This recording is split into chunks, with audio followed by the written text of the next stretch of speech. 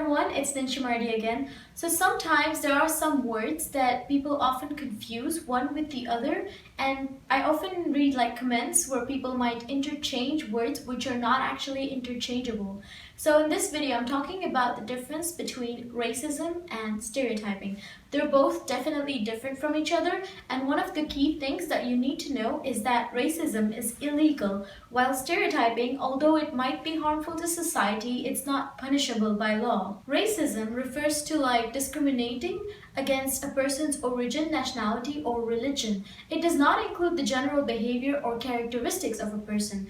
While stereotyping, in addition to being about someone's nationality or culture, it could also be about someone's gender, age, etc. So let's talk about racism. Well, racism is basically when a person would believe that the traits of a person or a group of people is determined by their genetic constitution. This specific genetic constitution gives rise to the belief of the person that a particular race, nationality, or ethnicity is superior to others. When racism is practiced in a society, it gives rise to racial discrimination. Now, there are different types of racial discrimination, like institutional discrimination or economic discrimination. Institutional racism refers to preferential treatment of a race or maybe denial of the same or another race. Economic racism could refer to financial benefits that a certain race is receiving or is denied to another race. So let's talk about stereotyping. Well, stereotyping can be defined as, in the simplest language, as the impression in the mind of a person or a group of people about another person or a group of people.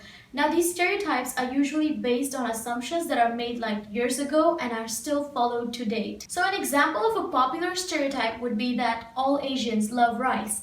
Well, this may not necessarily be true because there might be many Asians who actually dislike rice. You never know. But this is a stereotype, so basically it's a common belief.